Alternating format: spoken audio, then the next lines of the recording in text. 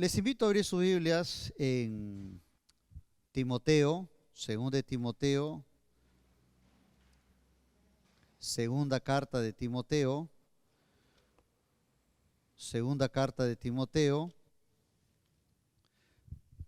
capítulo 4, desde el 1 hasta el 5.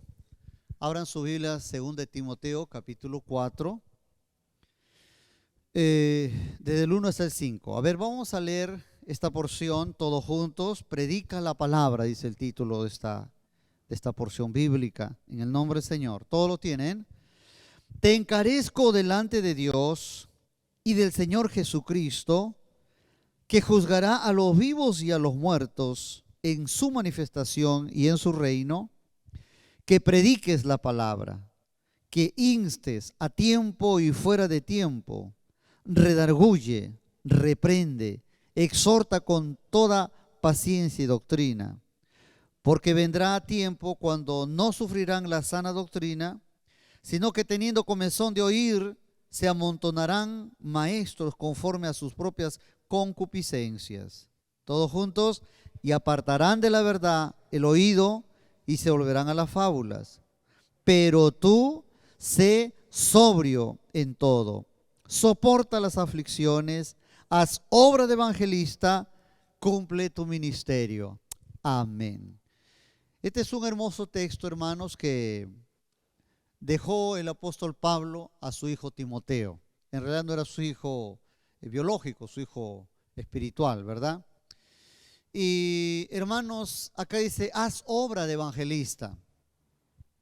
De repente muchos dicen, pero yo no soy evangelista, hay predicadores buenazos, yo no lo soy, pero hermanos, la encargatura o el trabajo, la tarea de predicar el evangelio, nos ha dado para todos. Todos podemos hacer esa obra de evangelista. Y el Señor, cuando dejó este encargo de predicar la palabra, nos ha dejado con la intención de que nosotros seamos los agentes del reino de Dios, ¿no?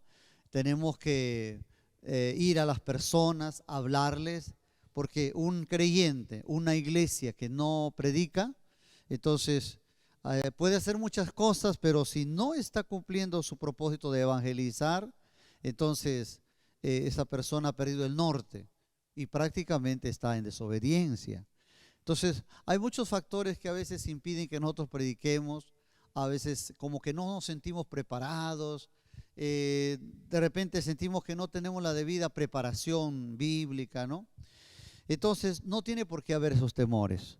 Y en esta noche, justamente, vamos a comenzar este estudio de evangelismo personal. Es un curso y con la ayuda de Dios lo vamos a estudiar, porque hay tres cosas muy importantes cuando se trata de la Gran Comisión. Si queremos practicar la Gran Comisión, hay tres cosas, tres compromisos. Número uno, la Gran Comisión hay que entenderla. Número dos, hay que vivirla. Y número tres, hay que practicarla. Si no hacemos esas tres cosas, la Gran Comisión no lo vamos a hacer. Entonces, el primer punto es que la Gran Comisión hay que nosotros entenderla. ¿Y cómo la entendemos? Primero, entendiendo que en la Biblia es una orden y conociendo, para empezar, dónde se ubica la Gran Comisión, qué pasajes de la Biblia, ¿no? Y sabemos que capítulo 28 de Mateo y Marcos capítulo 16, 15, ahí están las ordenanzas exclusivamente para que nosotros hagamos la tarea. Entonces, cuando hablamos de entender la Gran Comisión, quiere decir que yo tengo que saber dónde está y qué me dice el Señor, a qué nos ha llamado el Señor. Entonces, el primer paso es entenderla, captarla, ¿no? Y si yo capto esta palabra y soy obediente, entonces tengo que vivirla. Vivir esa Gran Comisión en mí. La iglesia tiene que vivir ese mandamiento del Señor. Pero usted dirá, ¿pero cómo se vive? Entonces, la Gran Comisión hay que posesionarla dentro de nosotros, posesionarla. ¿Y cómo la posesiono? ¿Cómo la hago mía? ¿Cómo la hago parte de mi vida? ¿Cómo? ¿De qué manera? Cuando la oro. Tengo que orar Señor, ayúdame. Tú me mandas predicar, yo tengo muy poca experiencia, Señor, en eso, pero si tú me mandas que yo haga la obra evangelista, ayúdame, dame toda la sabiduría, apasioname, Señor. Entonces, cuando yo estoy orando, estoy prácticamente viviendo ya dentro de mí. Estoy posesionando ese pasaje en mi vida espiritual. Y el tercer paso es eso, practicarla. Cuando yo la proclamo, la comparto, ¿no? Doy testimonio de mi fe, de todas las cosas que ha hecho el Señor. Entonces, en esta noche, hermano, este curso de evangelismo justamente pretende capacitarnos. Algunos ya llevaron este curso, me acuerdo antes de la pandemia lo dimos, pero hoy día lo vamos nuevamente a recordar, y hay muchos que no lo tienen. Entonces, gracias a Dios que hoy en esta noche vamos a hablar sobre el evangelismo personal. Muy bien, primeramente vamos a hablar sobre la definición del evangelismo personal. Tenemos que entender, hermanos, que la gran comisión, hermanos, prácticamente se trata de esa acción que nosotros tenemos que en nuestra vida apasionarnos, porque hay un texto en la palabra de Dios en Mateo capítulo 9, verso 36, donde Dios, hermanos, a todos nosotros nos habla sobre esa tarea, que el creyente, hermanos, tiene que apasionarse, tiene que obedecer lo que Dios nos habla. ¿Qué cosa es el evangelismo personal? Vamos a definirlo. Entonces, el evangelismo personal es la obra que hace un creyente al mostrar a otra persona, con base en la palabra de Dios, ese versículo bien conocido, San Juan 3:16. Como dice, porque de tal manera amó Dios al mundo, que dio a su Hijo unigénito, para que todo aquel que crea no se pierda, mas tenga vida eterna. Entonces, miren, cómo yo me apasiono por la gran comisión. ¿Qué tengo que hacer? Ese versículo, Juan 3:16, hay 4 cosas muy importantes. Dice, porque de tal manera, número 1, eso habla, hermanos, de la magnitud del amor de Dios. O sea, fue tan grande el amor, por eso de tal manera. Entonces, esas son las dimensiones del amor de Dios. De tal manera amó Dios al mundo.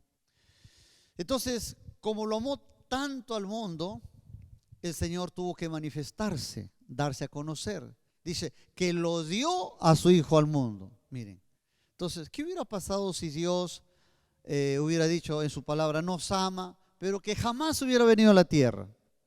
Que Él no se hubiera manifestado, que Jesucristo no se hubiera dado a conocer, no se hubiera humanizado. Entonces, ¿qué clase de amor sería ese amor? Sería un amor distante, un amor de lejos, que desde los cielos nos habla, pero es un amor que, hermanos, que no lo entendiéramos. Pero para que nosotros entendamos, ¿no?, el amor de Dios, entonces el amor se hizo cercano. Dice, Él dejó los cielos y vino a la tierra, se hizo humano como tú y yo. Entonces, miren ese amor de Dios. La primera dimensión es que dice, de tal manera, habla de la magnitud del amor de Dios. Segundo, dice que dio a su Hijo, lo dio, permitió que venga a este mundo, se encarnó, ¿verdad? Entonces, esa es la manifestación del amor de Dios. Y luego el tercer dice, no, lo dio, dice, ¿y para qué lo dio? Para que todo aquel que en Él crea no se pierda, ¿verdad? Entonces, ahí vemos el punto 3, ahí el mensaje del amor de Dios. ¿Cuál es el mensaje? Que creamos en Jesucristo. Es el mensaje. Que si nosotros creemos, ¿qué cosa tendremos? La vida eterna. ¿Ven?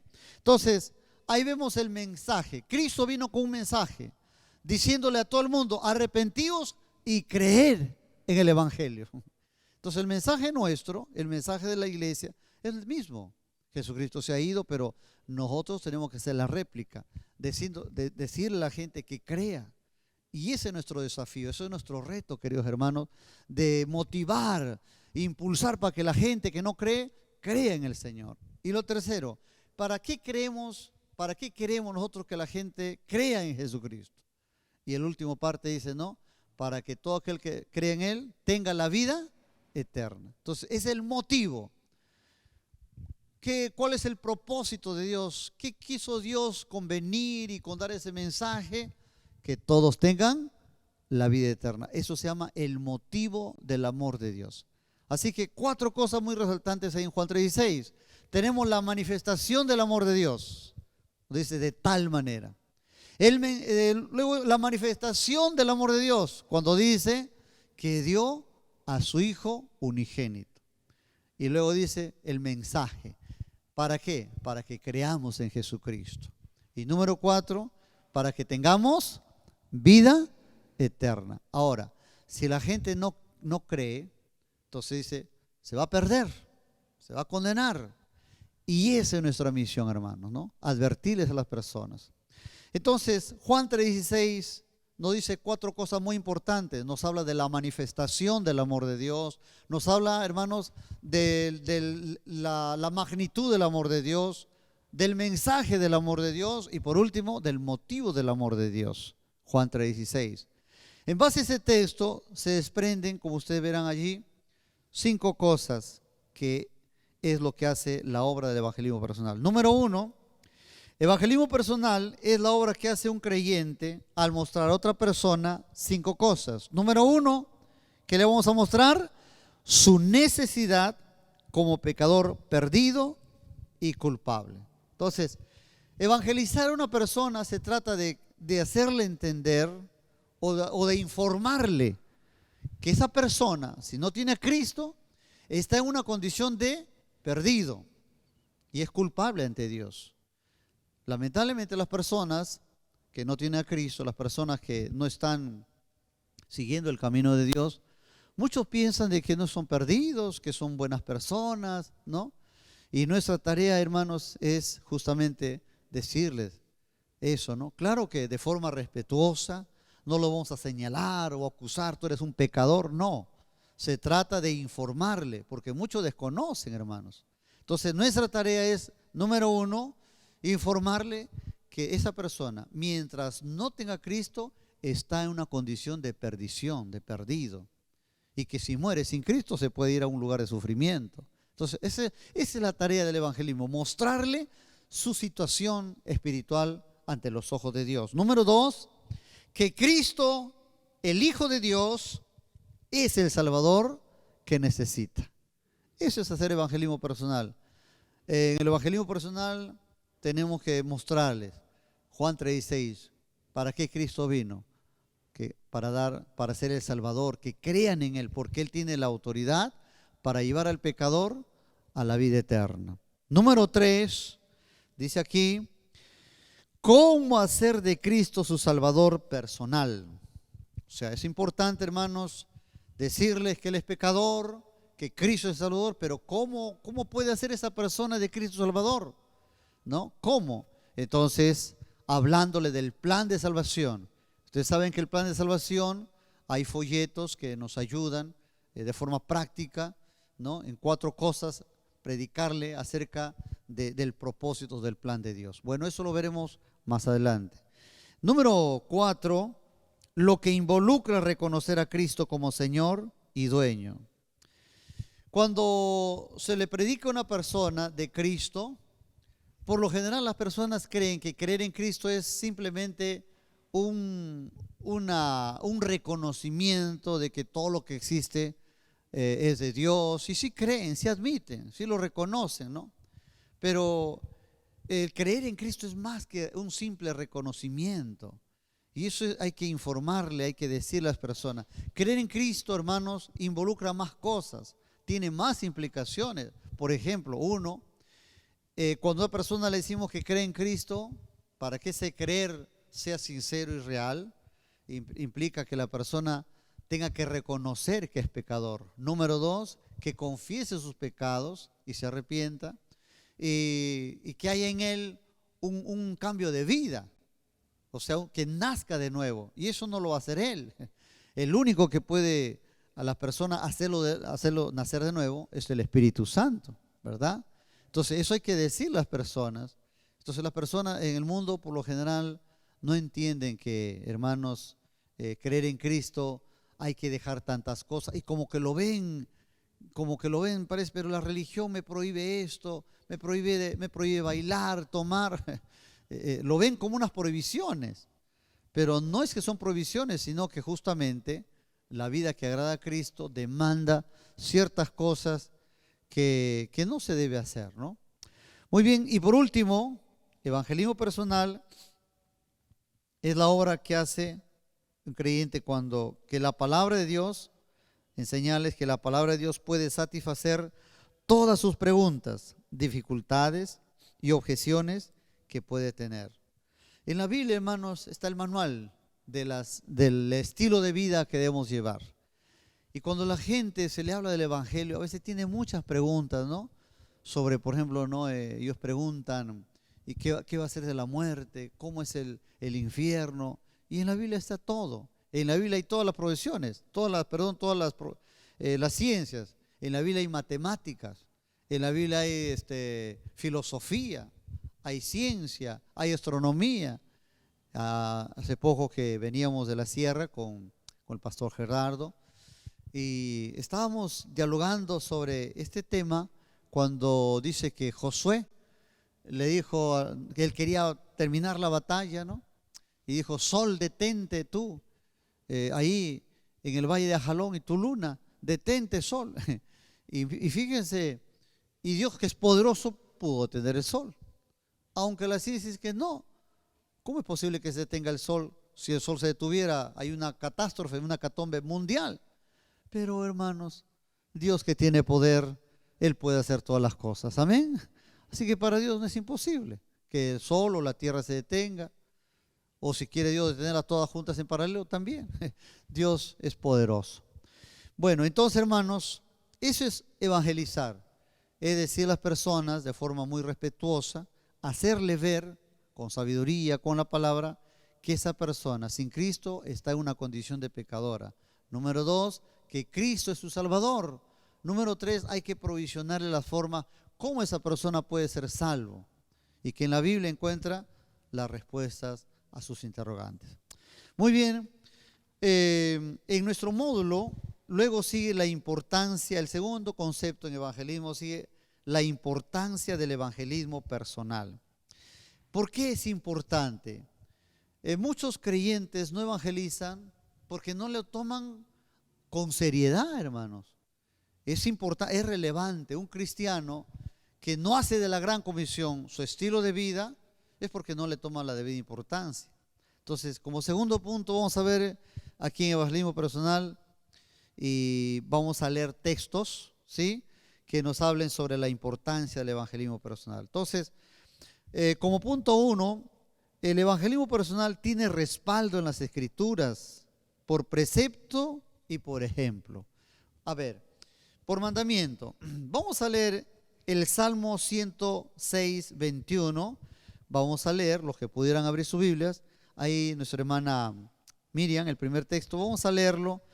Dice, Dios mismo lo desea. ¿Cómo lo sabemos? Isaías 43, 3.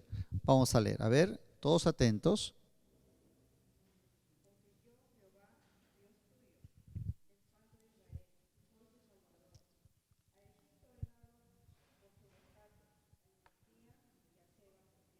Amén, gracias Miriam.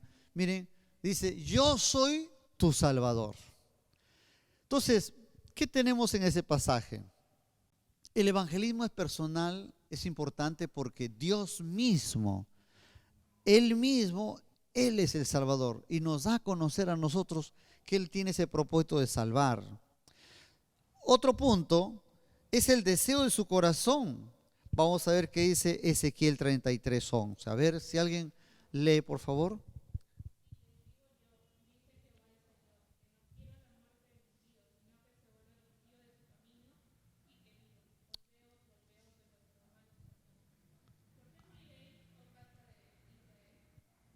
Amén. Vivo yo, dice, que no quiero la muerte del pecador. Mire, Él no desea la muerte. Dios desea la vida. Entonces, ese es el deseo de su corazón, hermanos. Muy bien. Otro texto. Vamos a leer, a ver, en Gálatas 4:4. A ver, ¿qué dice Gálatas 4:4?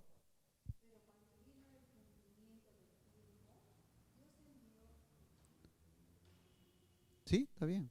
Gálatas 4:4.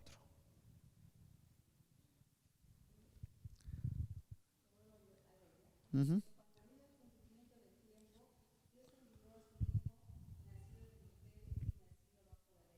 Gracias. Pero nacido el tiempo, dice. O sea, cuando se cumplió el tiempo, ¿no? Porque hubo un tiempo asignado por Dios en que Cristo debía nacer. Entonces, y se cumplió el tiempo y Cristo vino, hizo su obra. Ahora, igualmente nosotros tenemos un tiempo y debemos darnos un tiempo para la obra, para evangelizar. O sea, para todo hay tiempo. Hay tiempo de dormir, tiempo de orar, hay tiempo de poder leer la Biblia, pero también hay que darnos un tiempo para evangelizar. Entonces Cristo se dio un tiempo, vino a este mundo, 33 años de su vida, casi 34 por cumplir, Él se dio un tiempo para evangelizar. Entonces la iglesia, el evangelismo personal se desarrolla en el marco del tiempo, del cronos, y en el Kairos de Dios también, porque una cosa es el tiempo del hombre, que nosotros nos movemos en base a nuestro cronómetro, ¿no? Nos decimos, bueno, yo voy a dedicar 1 hora, 2 horas, el día sábado, es un tiempo humano, ¿verdad? Pero el tiempo de Dios, el Kairos de Dios es otro tiempo. Por ejemplo, de repente usted predica a una persona y le habla tan bonito y ora, y de repente ese momento esa persona se convierte, como ayer, por ejemplo, vino nuestra hermana Liz, trajo una invitada y ayer se ha convertido. Porque a Dios toca los corazones, es el Espíritu Santo que convence, amén. Pero hay personas que te van a escuchar y de momento no quieren, pues, ¿no? Porque todo tiene su tiempo. Llegará el momento que esa persona de repente ya, porque hay personas que vienen a Cristo cuando esperan todavía una prueba fuerte, ¿no? Y recién ahí vienen a Jesucristo. Entonces, hermanos, no nos esperemos. Nosotros como heraldo de Cristo simplemente predicamos la palabra de la semilla y en el tiempo de Dios, es como usted siembra la semilla en un campo, un terreno, y usted no va a esperar que de la noche a la mañana esa semilla crezca. Se toma un tiempo, ¿verdad? Tiene que crecer, tiene que echarle su agüita, el sol, todo eso. Todo es un proceso, ¿verdad? Entonces, hablar del evangelismo habla de tiempo. Y Jesucristo vino en el tiempo indicado. Dice, venidos tiempo. Así que más bien, considerando ese texto, ¿qué debemos hacer? Señor, primero, usted dedique un tiempo al evangelismo. Y a nivel de iglesia queremos con la ayuda de Dios que los sábados, de una forma muy estratégica, considerando que la gente trabaja, ¿no? De lunes a viernes. Entonces los sábados vamos a dedicarnos para poder ir, tocar puertas, hablar con nuestros familiares, amigos y predicar la palabra en un tiempo, ¿no? Más o menos que queremos hacerlo ahí. Luego, hermanos, hasta aquí hemos visto que Cristo lo desea. Otro texto. Cristo lo enseñó de dos formas, por su ejemplo. Él dio el ejemplo. A ver, Marcos 1:16, por favor. ¿Qué dice Marcos 1:16?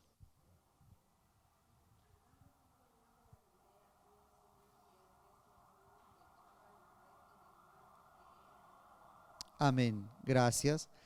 Dice, andando el Señor por el mar de Galilea, dice, vio a dos personas que echaban la red. Miren, ¿por qué el Señor andaba? Porque buscaba personas que participen de esta tarea evangelizadora. Los vio los pecadores, los llamó para que ellos sean parte, ¿no? ¿Y qué significa eso, hermanos? Que nosotros, cada creyente nosotros somos los agentes del reino, somos los instrumentos del reino de Dios para predicar a las personas. Muy bien, tenemos otro texto. Cristo lo enseñó de formas con su ejemplo individualmente y trató con muchas personas en conversaciones personales. O sea, había momentos que él predicaba en masa. Al ver las multitudes, él predicaba, ¿no? Pero también habló de forma personal. Juan capítulo 4, lee por favor, hermano. San Juan capítulo 4, verso el 4 al 5. A ver.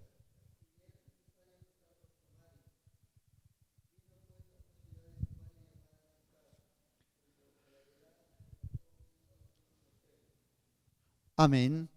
Miren lo que vemos ahí. Dice, le era necesario pasar por Samaria. Y vio a una mujer, y usted sabe la historia, conversó con la mujer samaritana, ¿no? Le habló personalmente las cosas. Y eso es evangelismo. A veces, hermanos, las personas no se convierten en masa. Se ha hecho un estudio y en ese estudio ha dado como muestra que cuántas personas se convierten a través de una campaña. El 1%. ¿Cuántas personas se convierten por medio de la comunicación, la radio, televisión? Un 3%. ¿Cuántas personas se convierten en una iglesia? También por ahí. Pero ¿cuántas personas se convierten a través de un familiar? Un amigo lo llevó al templo, les predicó la palabra. El 99%. O sea, cuando uno ve el resultado del evangelismo, uno se da cuenta que el evangelismo muchas veces es fructífero cuando se hace de manera personal. Y aquí Jesucristo lo hace de manera personal con esta mujer. Entonces, es importante, hermanos, que esta labor que vamos a hacer usted y yo, predicar la palabra de forma personal, tiene muchos resultados. Tal vez de momento no, pero todo siempre, dice la palabra, nunca volverá vacía. ¿Cuántos dicen amén? Gloria a Dios. Veamos otro texto, a ver qué dice Mateo 28, Marcos 16, 15. ¿Qué es lo que dice?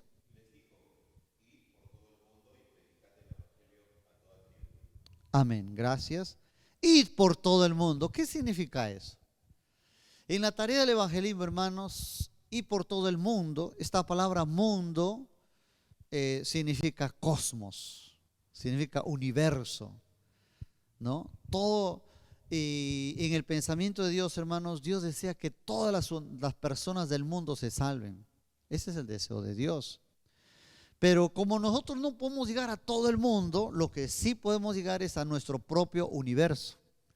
A ese universo de personas con el cual tú te relacionas, que puede ser tu vecina, de repente tu cliente, tus familiares, tus amigos. Ese es ese universo de personas. A ese universo, a ese cosmos tuyo muy personal, a ese mundo al cual tú tienes o puedes afectar, a ese Dios te manda para predicar. Ir por todo el mundo, anda a tu universo de personas, predícales la palabra, ¿no? Entonces, ahí está bien claro, es un mandato del Señor. Luego tenemos otro texto. Miren, la iglesia primitiva también lo practicaba. A ver, vamos a leer Hechos capítulo 2, Hechos 5, 42. ¿Alguien lo puede leer?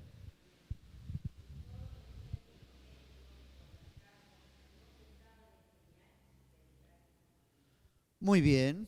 Ahí tenemos los métodos de Dios. ¿Cómo se predica? Uno es, dice, predicaban en el templo. O sea, la gente venía y ahí los apóstoles disertaban la palabra. Pero también dice por las casas. Ahora, y así crecían por las casas, porque también, hermanos, el templo no llegaba a coberturar 8,000 personas. Entonces la solución en casas, ahí se reunían por grupos. Por eso es que hoy día, hermanos, nosotros hemos, la iglesia, siguiendo ese patrón bíblico, sabemos que los grupos familiares son muy necesarios.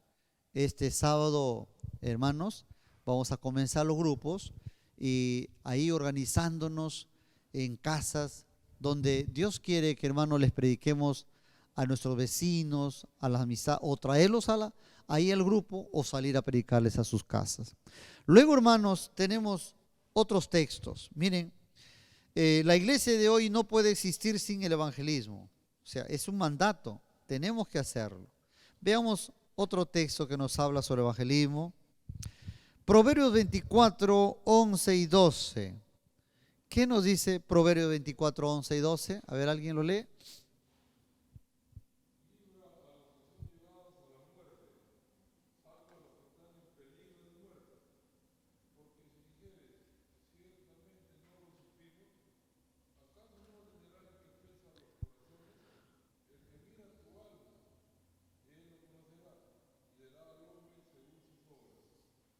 Amén. ¿Qué significa, hermanos? Que es nuestra solemne responsabilidad predicar el evangelio, ¿no? Veamos otro texto bíblico. Vamos a ver Proverbios 11:30. ¿Alguien lo puede leer? Proverbios 11:30.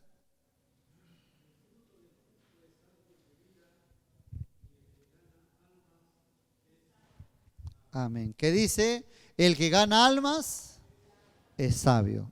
Gracias, hermano. El que gana almas es sabio. ¿Cuántas almas venimos ganando ya? ¿Cuántas almas hay en nuestro haber de haber ganado almas? Ahora, claro que hablando en el sentido real de la palabra, nosotros no ganamos a ningún alma. El que gana es el Espíritu Santo, ¿verdad? Sin embargo, nosotros somos los agentes, los instrumentos del reino de Dios.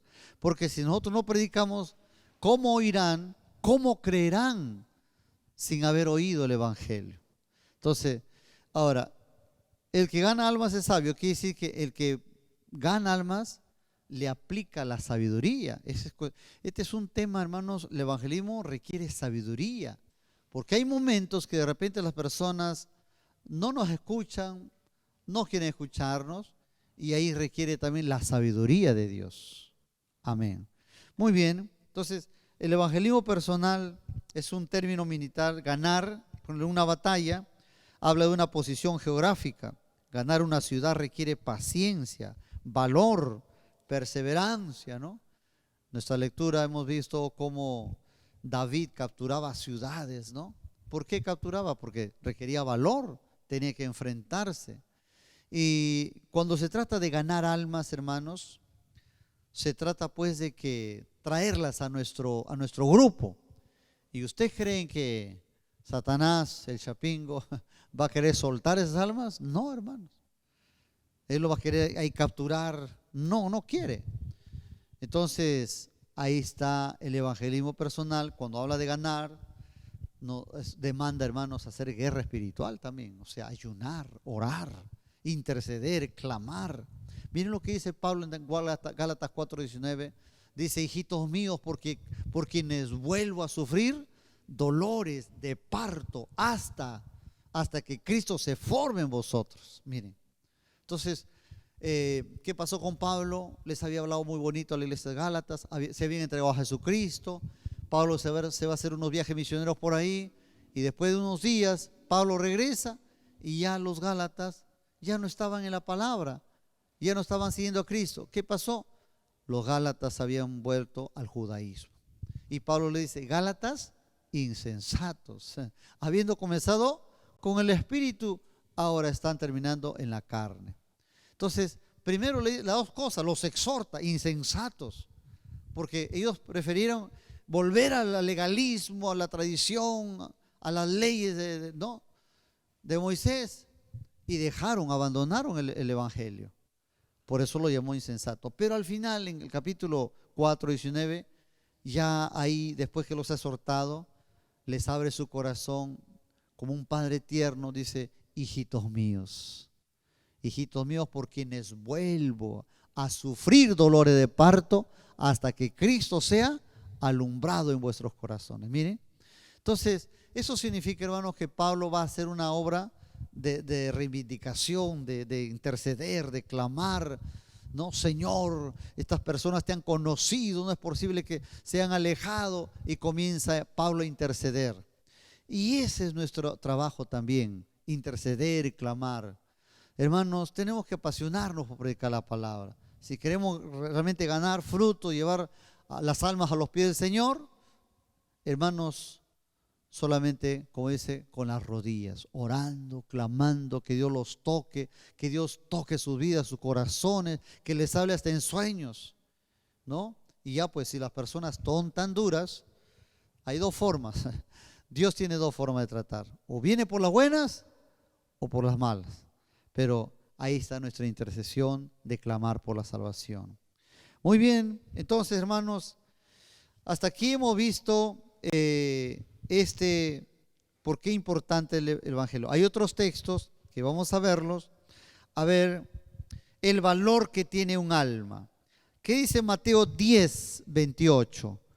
Vamos a leer 10:28. Ahí vamos a ver el valor que tiene un alma. Amén, ¿puede leer?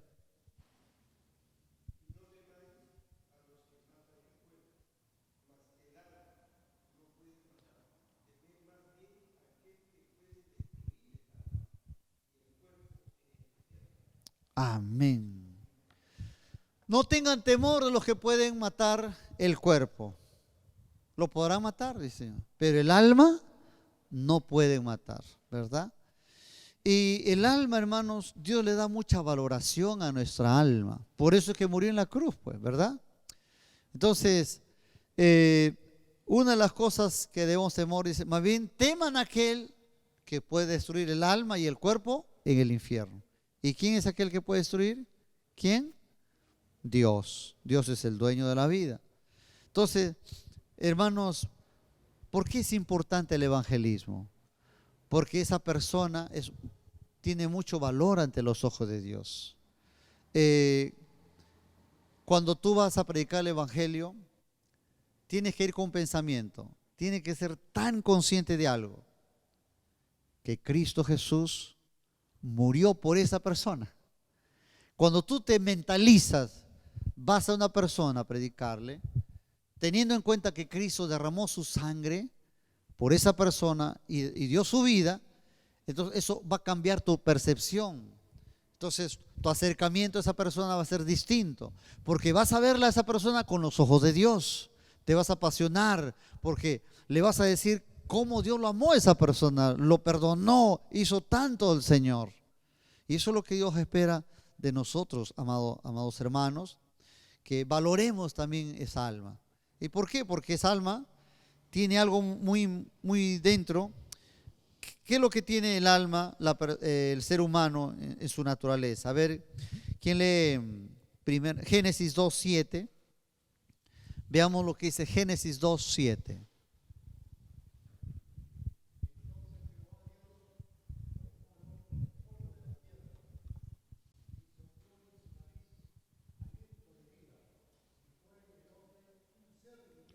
Amén. Y creó Dios al hombre, dice, ¿no? Y lo hizo a su imagen y sopló en él. Quiere decir, hermano, que el ser humano es importante a los ojos de Dios porque lleva dentro la imagen de Dios. Y porque lleva la imagen de Dios, Dios le da mucha valoración. Entonces, hermanos, pero también el alma, el ser humano, es un ser racional. Mire lo que dice 1 de Pedro 1:18. A ver, ¿me ayudan a leer? 1 de Pedro 1:18.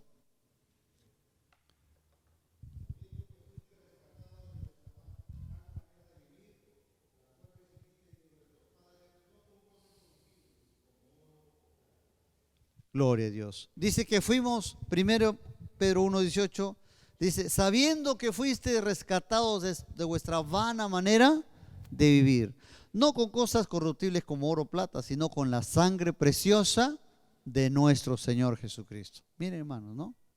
Entonces, es importante entender, hermanos, que la salvación que Dios nos ha dado, ¿no?, tiene mucho precio a los ojos del Señor. Veamos otro texto. ¿Por qué es importante el evangelismo personal? Por su, hermano, por su existencia eterna, ¿no? El alma es eterna. A ver, Marcos 9:43 al 48, ¿no? Pero ahí básicamente, en Marcos 9:43, ¿no?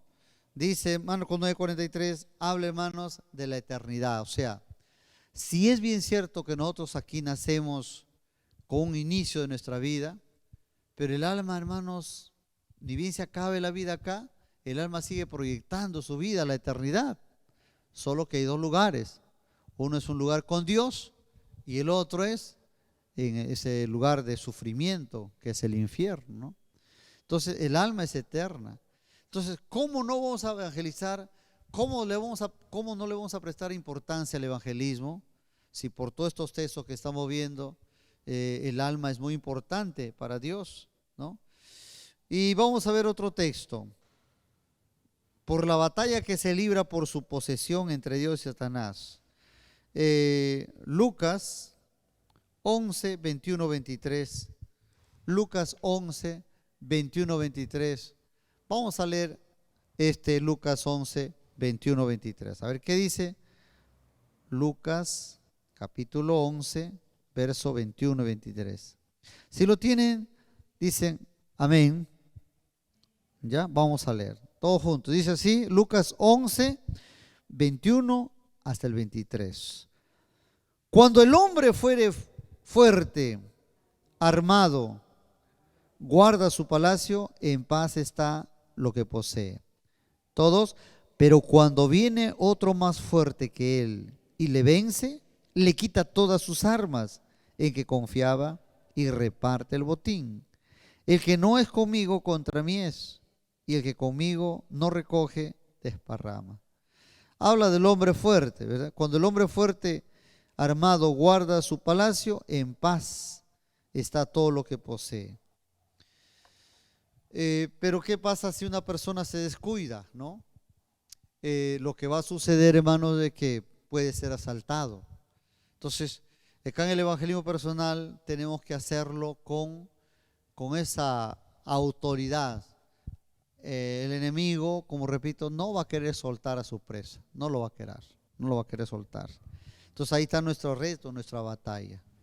Muy bien, entonces hasta aquí, hermano, hemos hablado sobre la definición del evangelismo y la importancia. Hay muchos textos que dan evidencia por qué es importante el evangelismo personal. Ahora vamos a tocar otro punto, ya el evangelismo en práctica, en acción, porque hay que hablar cuáles son los requisitos del evangelismo. Ya ustedes van a tener sus módulos, ahí en casa ya lo leen con paciencia. Entonces queremos hablar sobre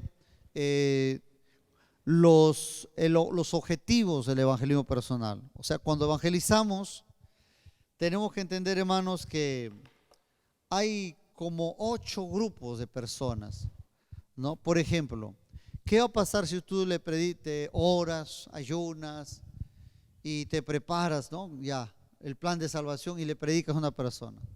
¿Y qué va a pasar si esa persona es testigo de Jehová?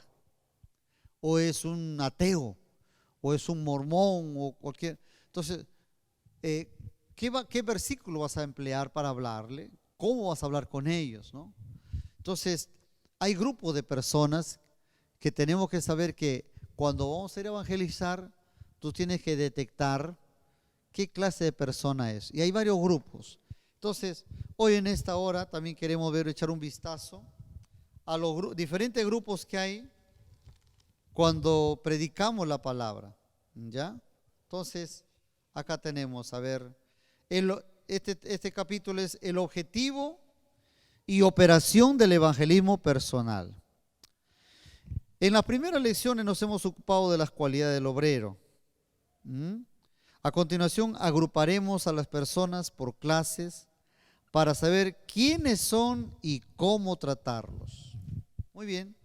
Vamos a ver, por ejemplo, el primer grupo de personas son los descuidados o los indiferentes, ¿no?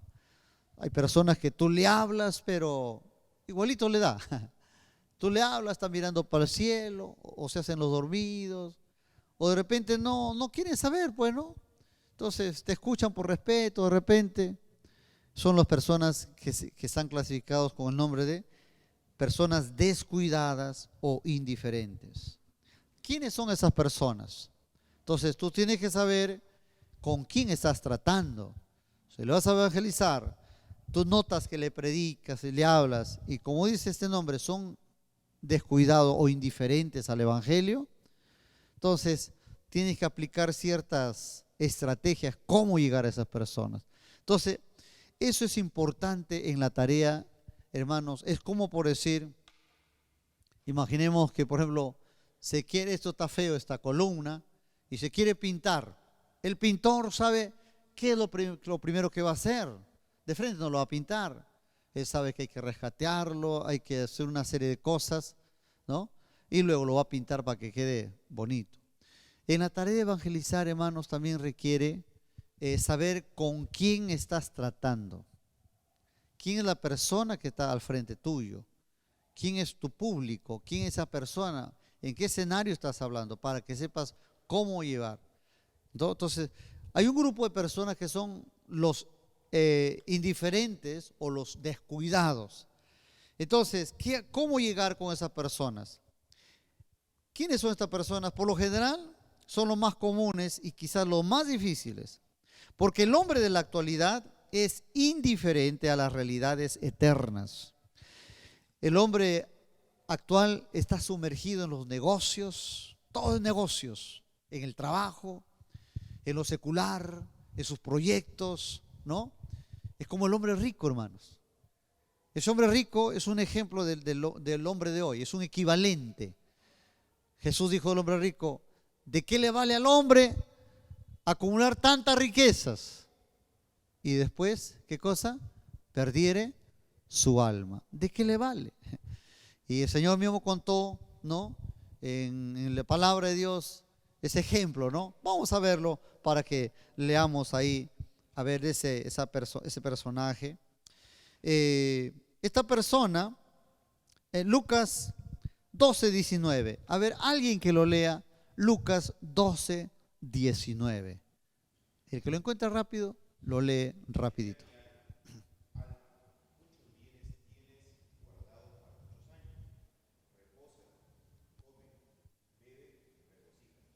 Amén.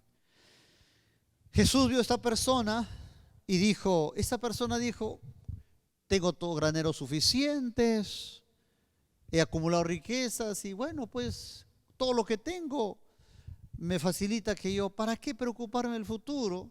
Y esta persona dijo: alma, reposa, come, bebe, ¿para qué preocuparse del futuro, no?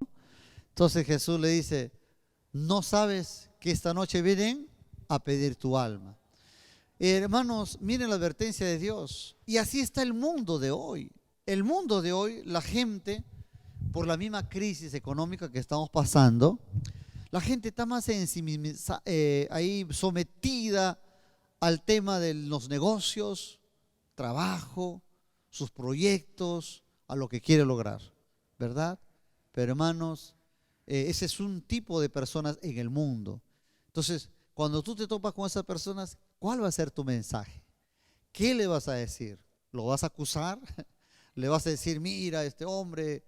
Entonces, hay pautas que tienes que tomar, tú tienes que ser muy sabio en tratar con esas personas, en no herirlas, porque si tú tocas lo que ellos hacen, ¿no? Dios no nos ha llamado a acusar, sino al contrario, a saber llegar a esas personas. Entonces, hay pautas, hermanos, la Biblia nos da principios cómo llegar a ese grupo de personas. Entonces, en el Salmo 10:4, por ejemplo, dice que esas personas, miren Salmo 10, verso 4, dice así de esta manera: el malo, por la altivez de su rostro, no busca a Dios. ¿Por qué no busca? Porque no hay Dios en ninguno de sus pensamientos. Claro. Es que el hombre moderno, hermanos, está más preocupado en sus cosas, en sus negocios, hablando del mundo en conversación. Ahora, no es que los negocios sean pecado, no es que tampoco el trabajo es pecado, no, sino que el hombre, porque el trabajo, el dinero es parte de nuestra vida, ¿verdad? Entonces, el dinero, el trabajo no son malos por sí mismos. Lo que pasa es que cuando más nos evocamos y le damos todo el tiempo a las cosas terrenales y descuidamos o hacemos de lado o no queremos saber de las cosas de Dios, entonces ahí está el problema, ¿no? El dinero no es malo. En la Biblia habla, hombres, Salomón fue muy rico, ¿verdad? Abraham tenía mucha riqueza, Job fue el hombre más rico del Medio Oriente en ese entonces. O sea, el dinero no es el problema. El problema es el corazón del ser humano, que está lleno, dice, el amor al dinero. Entonces, ¿qué hacer con esa persona cuando te encuentras que esa persona, hermanos, a veces esa persona ni te escucha? Por ejemplo, a manera de testimonio les comparto, años atrás fui con el pastor Loyer allá a Moro y me dijo el pastor, quiero que hables con mi tío, él es el famoso Oyuquito, señor Martínez, y nos fuimos a hablarle ahí en Moro. Tiene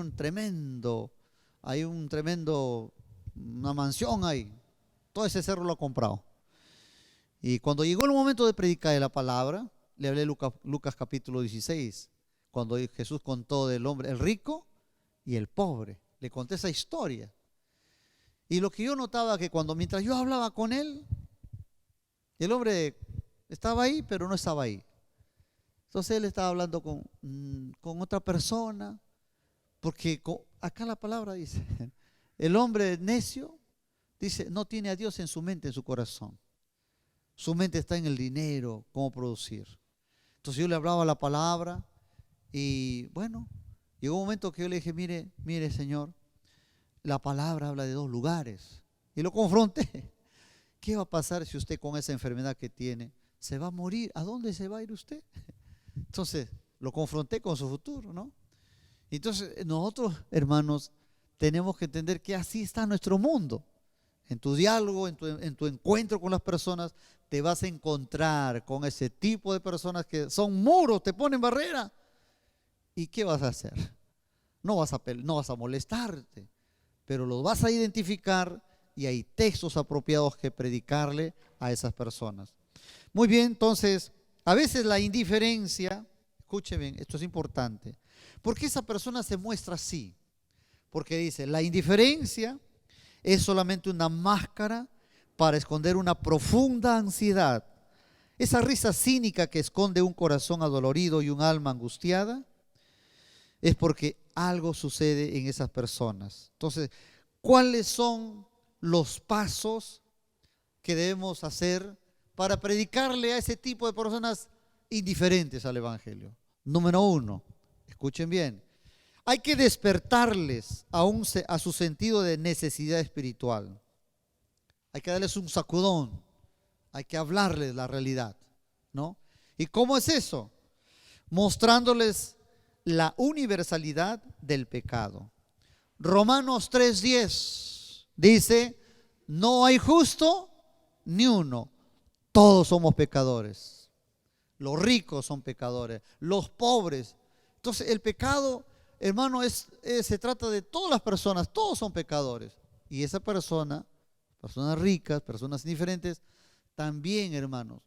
Pero como dice acá en nuestro texto, a veces la risa cínica, esa indiferencia con la cual se muestran y tratan de repente de aburrirse para que ya no les hables, detrás de eso es como una máscara que esconden, ¿no? Pero detrás de eso hay un problema dentro en su alma. Por eso es muy importante la oración. Si uno va orando apasionado, Señor, llévame a predicar la palabra, esa persona, pónmela, dame palabra, dame toda la sabiduría. Cuando uno va orando, hermanos, entonces Dios te va a direccionar qué le vas a hablar a esa persona. Amén, hermanos. Entonces es importante, acá hay que despertarlos, hay que decirle, mostrarle la palabra, decirle, mira, hermano, mi estimado, si es un caballero, mi estimado, mira, dice la palabra que todos somos pecadores. Usted puede ser una excelente persona. Usted puede haber logrado muchos triunfos y títulos y honores. Pero dice la palabra que todos somos pecadores. Y un día el Señor nos va a pedir cuentas. ¿Y de qué va a valer todo lo que usted ha logrado si al final perdiere su alma? Tenemos que decirle eso a ese grupo de personas indiferentes. Número 2, la certidumbre de la muerte y del juicio que le sigue. Hebreos 9:27, por favor. Ya ustedes saben qué dice. Hebreos 9:27, ¿qué dice? ¿Recuerdan? Es una ley. ¿Cuál es la ley? Está establecido que el hombre ¿cuántas veces debe morir? Una sola vez. Es una ley. Está establecido que todo hombre muera una sola vez y después de esto viene el juicio. Entonces a esas personas indiferentes hay que darles un sacudón, hay que hablarles de la muerte. Si tú no le hablas de la muerte, esas personas van a seguir así dormidas, y presentarles Hebreos 9:27, que al final de su vida esa persona se va a morir, y cuál será el destino de su alma, ¿verdad? Y que Dios al final lo va a juzgar porque dice que va a venir un juicio. Hechos 17:31, también ese texto es tremendo. ¿Por qué? Porque ahí dice, ¿no? Dios manda a todos los hombres que se arrepientan. ¿Por qué? Porque ha establecido un día en el cual juzgará a todos los hombres. Entonces, hay que decirles a las personas que un día va a haber una rendición de cuentas, que esa persona todo lo que hizo le va a tener que informar de forma obligatoria sus actos, sus pensamientos, todo lo que hizo. Y Dios le va a reclamar. No es que aquí se paga y aquí... No, no, no. Esa persona está equivocada. La Biblia dice que ha establecido un día en el cual juzgará a los vivos y a los muertos. Así que, Señor, amigo, señora, Dios nos manda, nos está pidiendo arrepentirnos, porque Dios te va a juzgar y tienes que rendir cuentas ante Dios.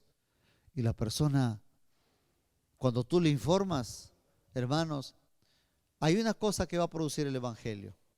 La palabra de Dios no solamente te informa, te transforma, te da un movimiento, te va a sacudir, lo va a sacudir, porque no es tu palabra, es la palabra del Señor. Y el Señor dice, las palabras que yo les hablo son espíritu y son vida. Entonces, eso es muy necesario y tenemos que aprender los versículos. Romanos, lo que estamos hablando acá, Lucas, ¿no? Entonces, tenemos que aprender estos versículos, ¿no? Hechos 17:31, Hebreos 9:27.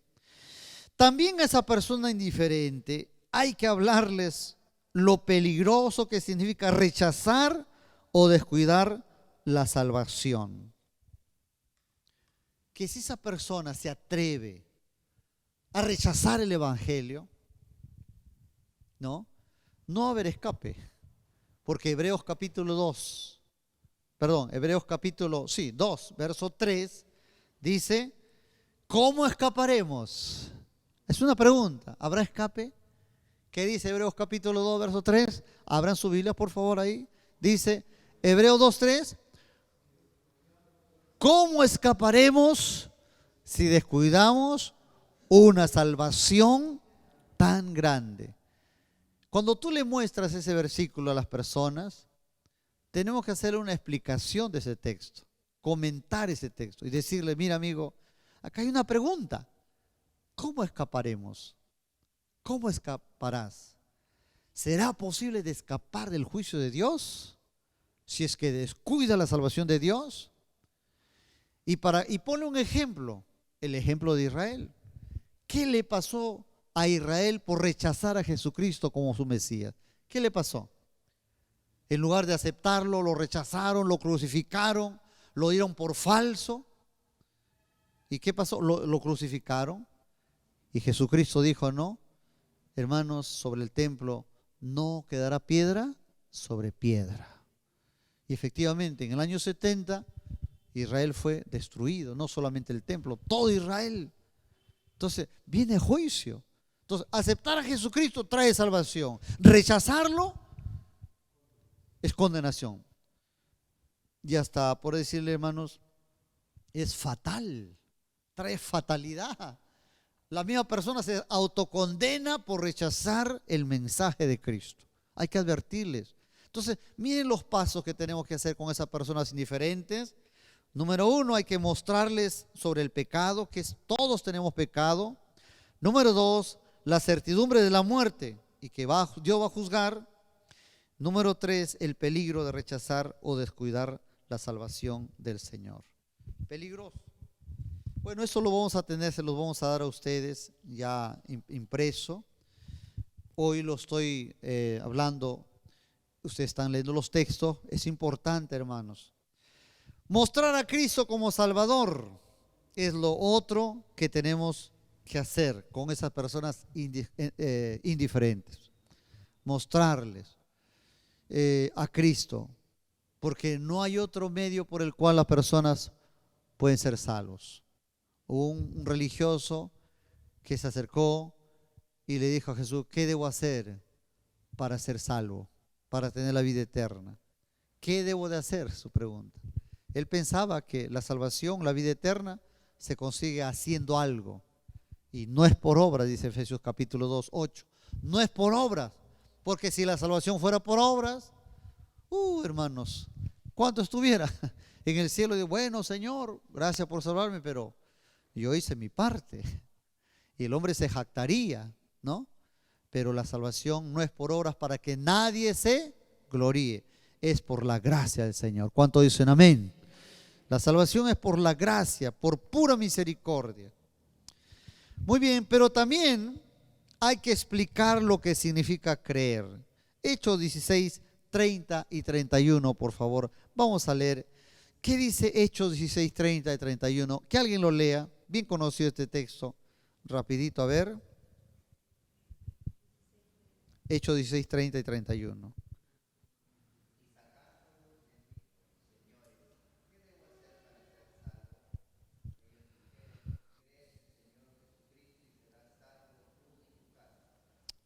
Muy bien.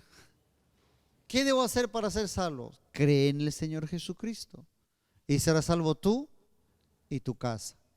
Miren, en ese versículo está definiendo la salvación. La define en dos escenarios. Primero, que la salvación es muy personal, pero también es familiar, porque dice, si tú crees, no solo tú serás salvo, sino también toda tu casa, tu familia. Entonces, qué tremenda bendición, hermanos. Cuando una sola persona entra al hogar, la salvación está, no es que ya todos se salvan automáticamente, no, sino que la salvación está disponible para todos, si es que también las personas aceptan a Jesucristo. Ahora, hay varios términos sinónimos. ¿Qué significa creer en Jesucristo? Hay varios términos, ¿no? Creer en Jesucristo, por ejemplo, hay textos que dicen, creer es mirar a Cristo, mirar a mí y ser salvos todos los términos de la tierra. Es buscar al Señor, Isaías 55, 6. Es invocar, porque Romanos 10 dice, si confesares con tu boca y creyeres en tu corazón que Cristo es el Señor, ¿no? Serás, ¿qué cosa? Salvo. ¿Por qué serás salvo? Porque con el corazón se cree para justicia y con la boca se confiesa para salvación. Entonces, creer en Cristo es mirar a Cristo, es invocar, es buscar, es una serie de palabras que involucra a toda la persona. Eso es creer. Ahora, claro, es tomar, es recibir a Cristo, de modo que si alguno está en Cristo, nueva criatura es, y dice, Dios le dio potestad a los que recibieron a Dios, le dio la potestad de ser llamados. Entonces, creer es recibir a Cristo. Ahora, no le vamos a explicar todos los textos. Mira, te voy a explicar, hermano, amigo, y te vas los 16 sinónimos.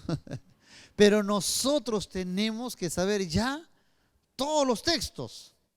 Ahora, en el campo de evangelismo, Dios te va a guiar cuál de esos 16 textos, de esos sinónimos, porque y la tarea para nosotros es eso. ¿Qué es creer? Invocar, buscar, exclamar. Hermano, son como 16 sinónimos. Tú tienes que saberlo de memoria. Ahora, el Espíritu Santo ya en la conversación con esa persona te va a guiar a usar los versículos pertinentes, los más apropiados. Amén. Entonces, esa es nuestra tarea, hermanos, de explicar lo que es creer en Jesucristo. Es recibir a Cristo, es someterse, es rendición incondicional. Por ejemplo, cuando dice, el que ama al mundo se constituye enemigo de Dios, Santiago. Porque el Señor dice, el que ama al mundo, o ama al mundo o ama a Dios. Entonces, por ejemplo, creer ahí significa, hermano, apartarse, consagrarse. O sea, yo me alejo del mundo y me introduzco a las cosas de Dios. O sea, es que Dios es así, es celoso, nos anhela todo. Él no quiere un pedacito, ¿no? Quiere todo de nosotros. Muy bien, entonces, mis hermanos, hasta aquí vemos los sinónimos de esta palabra creer. Pero también, hermanos, es importante cuando le decimos a las personas que, mira, acepta a Jesucristo, tenemos que explicarle qué significa aceptar a Cristo. Y usted tiene que saberlo. Nosotros que somos los agentes de Dios, ¿qué significa aceptar a Jesucristo? Significa aceptar el señorío, el dominio de Cristo. Es decir, que Él es mi Señor, y si Él es mi Señor, yo soy su siervo, soy su servidor. Entonces, tiene que hacerse en mi vida lo que el Señor manda. Entonces, aceptar a Jesucristo va a implicar eso, ¿no? Entonces, eso nosotros como cristianos tenemos que explicar qué significa confesar el señorío de Cristo. Romanos 10, como repito, dice, significa darle a Cristo las riendas de nuestra vida para que Él tenga el control absoluto. ¿Cuántos creen que Cristo es nuestro Señor y nuestro Salvador? Ahora, la mayoría de creyentes, ojo, han aceptado a Jesucristo solo como Salvador. Hasta ahí estamos bien. Como alguien dijo, uy, si así el evangelio está bonito porque yo me voy a la fiesta. Cristo es mi Salvador. Y no quiero mencionar a la persona que está aquí, pero la oigo, ¿no? Entonces, una cosa es aceptar a Cristo como Salvador, pero hay una gran distancia en aceptarlo como Señor. ¿Cuál es la diferencia? Cristo tiene que ser las dos cosas, Salvador y Señor. Salvador porque yo acepto su obra que Él ha hecho por mí, pero hacerlo Señor es hacerlo el jefe de nuestras vidas, donde yo ya no hago lo que yo quiero, hago lo que Él me manda. Significa sometimiento, rendición, significa dependencia, que Él me va a controlar, Él me va a gobernar. Y eso en el Padre Nuestro, cuando el Señor dice, cuando tú ores, Padre Nuestro que estás en los cielos, santificado sea tu nombre. ¿Qué más? Venga a nosotros. ¿Y qué cosa es reino? ¿Qué cosa es reino? Gobierno de Dios. Gobierno de Dios significa que Él tiene que gobernar mi vida entera, desde mis pensamientos hasta mis emociones y mi voluntad. Si Él así lo hace, Él es el Señor de tu vida. Pero cuando yo quiero hacer lo que yo quiero, mi lógica me dice, pero ¿qué de malo tiene fumarme un cigarrito por ahí? El pastor no me va a ver.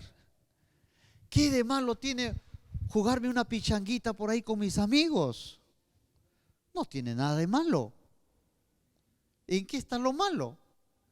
No, uno dice, pero bueno, no creo que sea malo. Además, yo voy a ser tranquilito. Pero hermanos, ¿qué de malo tiene, por ejemplo, ver un partido de fútbol cuando Perú, ¿no? Juega. Y si ese día cae un domingo. No, pero el pastor no va a decir nada. Domingo, yo siempre voy. Estoy los miércoles en ayuno, la vigilia, yo ayuno, oro, diezmo. Un domingo. Miren, entonces, lo que pasa, el problema es que yo estoy poniendo a Dios en un segundo lugar, y el hecho de que yo me quedo en mi casa un domingo que jugó el Perú, significa que el Perú está entronizado en mi corazón. La evidencia está bien clara. Entonces, ¿cómo yo voy a demostrar que Cristo es el Señor? Ahora, hay otros días, si juega un lunes, un martes, no hay culto, amén, no es pecado el fútbol, hay que jugarlo. Nosotros a propósito estamos los lunes jugando fútbol, es bueno, todo me es lícito, dice Pablo, no todo me conviene, ¿verdad? Entonces, ¿en qué radica lo malo? Cuando esas cosas van a interferir con los asuntos de Dios. Ahí está lo malo. Entonces, si yo como pastor me voy a jugar fútbol con inconversos, me expongo a que me pateen, ¿no? O hay personas lisurientas, o hay cerveza, entonces me expongo, hermanos, ¿verdad? Entonces, ahora no es malo el fútbol, hay que jugar. Entonces, pero ¿qué significa, hermanos? Acá está diciendo bien claro que ser el Señor es otra cosa, y todo eso es un proceso. Aceptarlo como el Señor demora 5 minutos. Haces la oración, te entregas a Cristo, ya está, Él es tu Salvador. Pero aceptarlo como Señor, ese es un proceso. Eso no es fácil, porque supone que yo tengo que morir a mí yo, tengo que negarme a mis proyectos. Negarme significa que yo ya no tengo que hacer lo que yo quiero. Aceptarlo como el Señor, Él es el amo, el dueño, yo soy su siervo, su esclavo, y Él tiene que hacer en mí lo que Él le plazca. Eso es. Así que, hermano, siempre notemos nosotros la diferencia entre Señor y Salvador. Jesucristo debe ser los dos, Señor y Salvador. ¿Cuántos dicen amén? ¿Cuántos le damos un aplauso al Señor? Amén, hermano. Gloria a Dios.